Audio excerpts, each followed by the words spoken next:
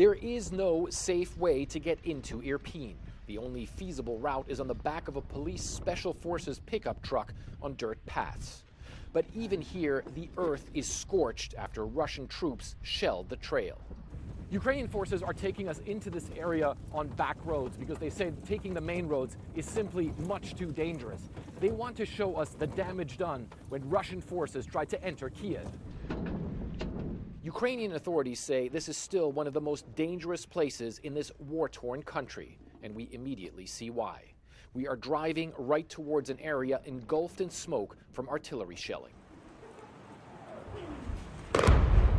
This is where Russian forces tried to push into Ukraine's capital, but were stopped and beaten back by the underdog Ukrainians.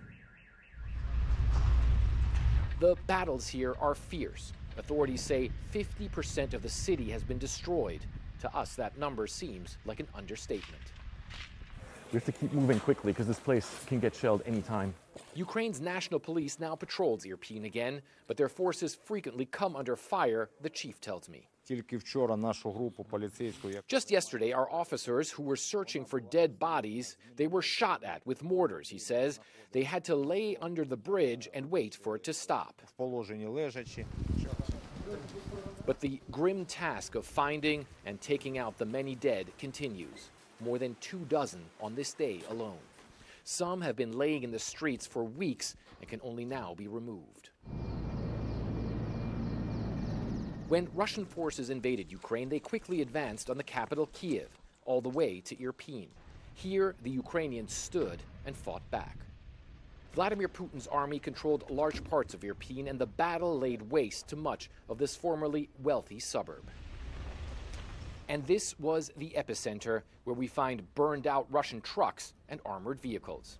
So this is the area where some of the heaviest fighting took place in Irpin, and as you can see, that there was a Russian armored vehicle which was completely annihilated. We do have to be very careful around here because there still could be unexploded munitions laying around. We meet Volodymyr Rudenko, a local resident who says he stayed and took up arms when the Russians invaded. Always, there was not a single day when I left town, he says, even during the heaviest fighting. It must have been difficult, I ask. Just so you understand, he says, once there were 348 impacts in one area in one single hour. And the battle here is not over. Suddenly, Irpin's mayor shows up with a group of special forces saying they're looking for Russians possibly still hiding here.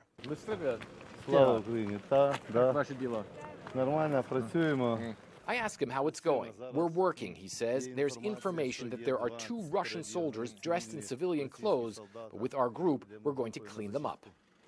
Ukrainian forces say they will continue the fight and further push Russian forces away from their capital. The deputy interior minister saying they need the U.S.'s support to succeed. What do you need from the United States? Everything. Military support, first of all. Weapons to help the Ukrainians expel the invading army, they hope, and finally bring this suburb out of the reach of Vladimir Putin's cannons. Fred Pleitkin, CNN, Irpin, Ukraine.